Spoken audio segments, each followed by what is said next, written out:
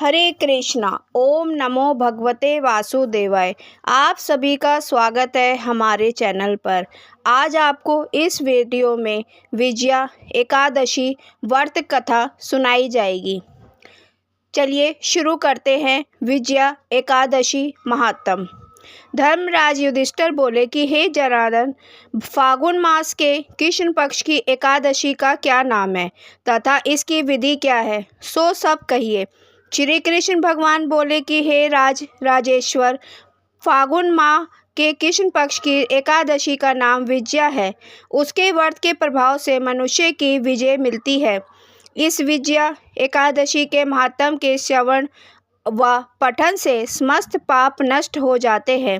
एक समय देव ऋषि नारद जी ने जगत पिता ब्रह्मा जी से पूछा, हे ब्रह्मा जी, आप मुझे फागुन माह के कृष्ण पक्ष की विजया नामक एकादशी के व्रत विधान बताइए। ब्रह्मा जी बोले, हे नारद, विजया एकादशी का व्रत प्राचीन तथा नए पापों को नष्ट करने वाला है। यह समस्त मनुष्यों को विजय प्रदान करता है। त्रेता युग में श्री रामचंद्र जी को जब 14 वर्ष के लिए वनवास हो गया, तब वह श्री लक्ष्मण जी तथा जानकी जी के सहित पंचवटी में निवास करने लगे। इस जगह रावण ने सीता जी का हरण किया। इस दुखद समाचार से श्री राम जी अत्यंत व्याकुल हुए और सीता जी की खोज में चले दिए। घूमते घूमते वह मरणासन जटायु के पास पहुँचे। कुछ आगे चलकर इनकी सुग्रीव के साथ मित्रता हो गई और बाली का वध किया। श्री हनुमान जी ने लंका में जाकर सीता का पता लगाया। वहां से लौटकर हनुमान जी रामचंद्र जी के पास आए और सब समाचार कहा। श्री रामचंद्र जी ने सुग्रीव की स्मृति लेकर वानरों भालुओं की सेना सहित लंका को प्रस्थान किया। जब श्री रामचंद्र जी समुद्र के किनारे पहुंच गए, तब उन्होंने महान आगत मगरमच्छ से युक्त समुद्र को देखकर श्री लक्ष्मण जी से कहा, हे लक्ष्मण, समुद्र को हम किस प्रकार पार कर सकेंगे। श्री लक्ष्मण जी बोले, हे श्री राम जी, यहाँ से करीब आधा योजन की दूरी पर कुमारी द्वीप पर बगदा लंबे नाम के मुनि रहते हैं।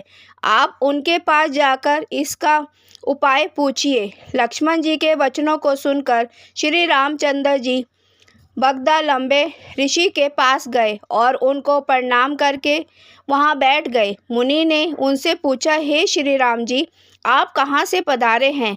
श्री राम बोले कि हे महर्षि, मैं आपकी अपनी सेना सहित यहाँ आया हूँ और राक्षसों को जीतने लंका जा रहा हूँ। आप कृपया करके समुद्र पार करने का कोई उपाय बताएं।